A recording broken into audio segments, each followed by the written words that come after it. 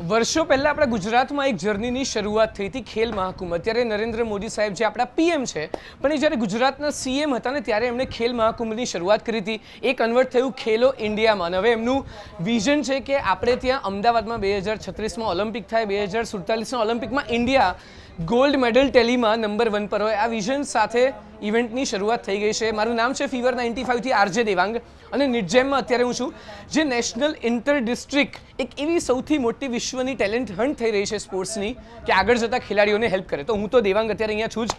મારી સાથે ખાસ મહેમાન મનન દવે સાહેબ પણ જોડાયા છે. સાહેબ, આજે કેવું લાગ્યું કે એક વિશ્વની સૌથી મોટી સ્પોર્ટ્સને લઈને ટેલેન્ટ રિસર્ચ પ્રોગ્રામ અમદાવાદમાં થતો હોય? મજા પડે. ખરેખર મને એટલું ઘણો આનંદ થયો ને જોઈને કે 33 રાજ્યોમાંથી અલગ અલગ 5000થી વધારે જેટલા એથ્લેટ અહીંયા આવ્યા છે. અને હું જોઉં સવારથી બધા અલગ અલગ જે હર્ડલ રેસ છે, લોંગ જમ્પ છે, અને એટલું સરસ, એટલું આપણને એમ લાગે કે આ લેવલે આ લોકો આટલું સરસ કરે છે તો આગળ જ્યારે લોકોને ગ્રૂમ કરવામાં આવશે અને આ લોકો નેશનલ લેવલ જશે, ઇન્ટરનેશનલ લેવલ, ત્યારે કેટલું અલગ જ લેવલનું પ્રાઉડ ફીલ થશે આપણને.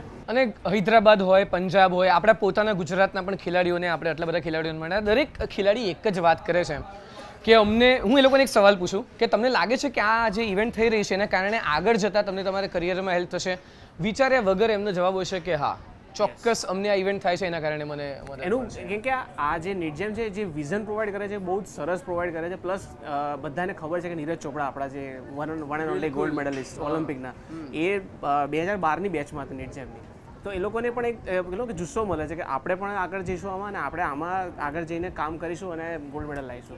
અને અત્યારે તૈયારીઓ ચાલે છે, જેમ કે એમણે લોંગ જમ્પ ઇવેન્ટ જોઈ, મેં હર્ડલ રેસ જોઈ, 100 મીટર રેસ જોઈ, અને બાળકો જે પ્રમાણે કૂદાકૂદ કરે છે, મને એવું થાય છે કે કાશ પહેલેથી અત્યારે મને જોઈને તમને મનનભાઈ એવો વિચાર આવ્યો કે મને એવું લાગે છે કે કાશ સ્પોર્ટ્સમાં વધારે કંઈક રસ લીધો હોત.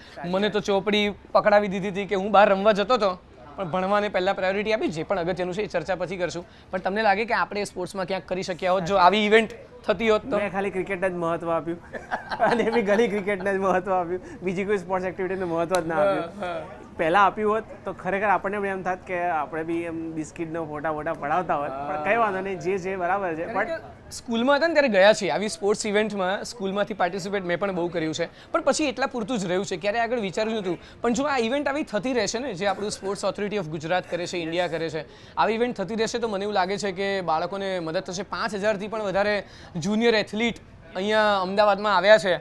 આઈ એમ શ્યોર એ લોકો અમદાવાદ પણ ફરશે, સ્પોર્ટ્સ પણ અમદાવાદમાં રમશે. હું તો એ લોકોને કહું છું કે અમદાવાદમાં આમ તેમ આટાઈ મારજો, અમારા શહેરમાં આવ્યા છો તો 100 મીટર રેસ કરતા કે રિવરફ્રન્ટ પર આટો મારતા આવીએ એવું કરી લેવાનું કે દોડ્યા કે થોડું કે રિવરફ્રન્ટ પર આટો મારીને આવીએ. એ લોકો તો દોડતા હતા, એ લોકો લોંગ જમ્પ કરતા હતા. હું તો ખાલી ઊભો છું ક્યારનો, અડધો કલાકથી એ લોકો સાથે વાત કરીમાં હું થાકી ગયો કે બસ હવે થાકી ગયા. પણ એ લોકોની જે ફિટનેસ, આપણા દેશના હવેના બાળકોની જે જનરેશનની ફિટનેસ છે સાહેબ, કેવું પડે નેક્સ્ટ લેવલ. મને ઘણું પ્રાઉડ થયો કે આજે આપણું જે યુવાધન જે છે આપણું સ્પોર્ટ્સમાં વધારે આગળ વધી રહ્યું છે, એમનો ઇન્ટરેસ્ટ વધી રહ્યો છે કે ના સ્પોર્ટ્સમાં પણ આગળ વધવું છે. તો નીરજ ચોપરા હોય, હિમા દાસ હોય, આ બધા ખેલાડીઓ આપણને, હું તો બેડમિન્ટનમાં આપણને પીવી સિંધુ, લક્ષ્ય સેન, આ બધા જ મળતા રહેશે.